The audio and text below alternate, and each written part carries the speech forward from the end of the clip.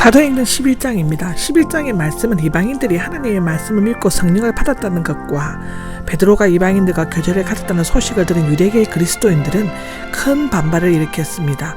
예루살렘으로 돌아온 베드로는 그들에게 자초지정을 설명함으로써 문제 해결가 해결되었다고 하는 것을 설명하는 장입니다.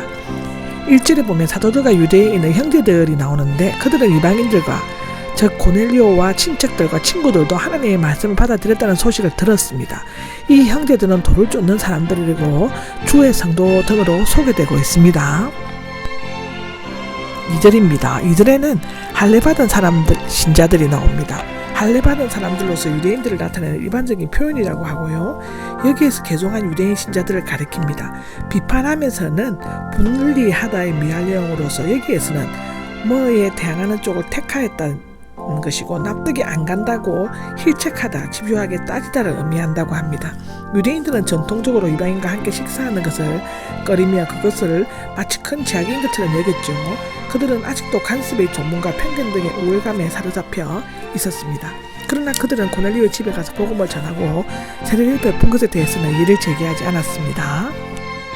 4절입니다. 4절을 보면 자초지정을 설명하기 시작했다인데 예전 같았으면 불같은 성격의 소유자인 베드로가 비판하는 자들을 향해 먼저 호통부터 쳤을 것입니다. 그러나 5절 이후에 베드로는 전혀 다른 모습을 보여주고 있죠.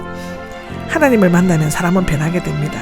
그 어떤 것도 사람을 변하게 하진 않지만 오로지 그리스도를 통한 것만이 사람을 변하게 합니다. 5절 이후에 베드로는 변했고 그는 사도들의 권위적인 태도를 취하지 않고 정중에 일어났던 일들을 설명하고 있죠. 이것은 참된 권위는 지위가 아닌 것입니다. 인격에서 나오는 것을 보여주고 있습니다. 오늘날 후계자라고 떠드는 로마 교황과는 전혀 다른 모습이죠. 5절에서 14절까지는 앞에서 베드로가 겪었던 일을 그대로 반복하고 있습니다. 오히려 1인칭으로 말하고 있기 때문에 말의 내용이나 언어 사용에 있어서 생생한 느낌을 주죠. 10장 12절에서는 동물의 세 종류를 분리하고 있지만 이곳에서는 더 짐승들이 추가되어 네 종류로 되어 있습니다. 그리고 10장 23절에는 없는 6형제라는 숫자가 나오고 있는데 그리고 14절 앞에는 10장에는 없습니다.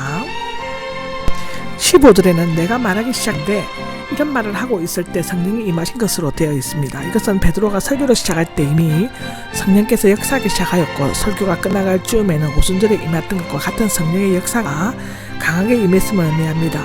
성령께서는 처음부터 끝까지 말씀을 전하는 베드로와 듣는 모든 사람들에게 임하였다고 기록되어져 있습니다. 16절입니다. 요한은 물로 세례를 나오는데 아마도 베드로가 확신을 가지고 자신의 있게 이방인에게 세례를 선언하게 된 것은 부활하신 예수님의 말씀을 기억해 냈기 때문일 것입니다.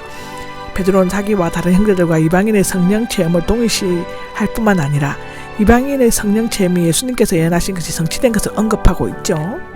17절에는 똑같은 선물로 그들에게 주셨는데가 나오는데 여기에서 베드로는 성령의 임재를 하나님께서 예수님을 믿는 사람들에게 거저 주시는 선물로 표현하고 있습니다. 이방인들이 받은 성령의 선물은 사도들이 받았던 것과 똑같은 것임을 강조함으로써 유대인과 이방인이 하나님을 선언하고 있죠.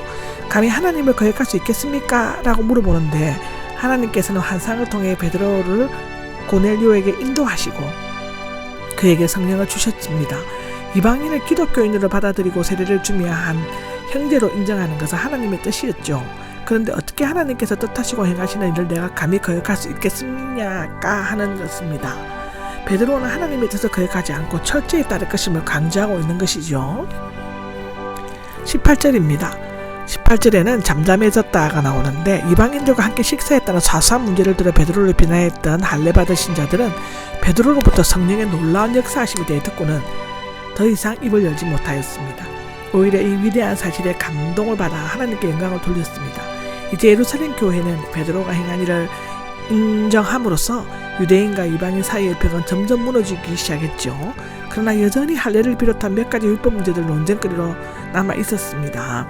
이것은 로마서 2장을 보면 알 수 있고 에베소서 2장 14절에서 17절까지의 기록을 보면 알 수 있습니다.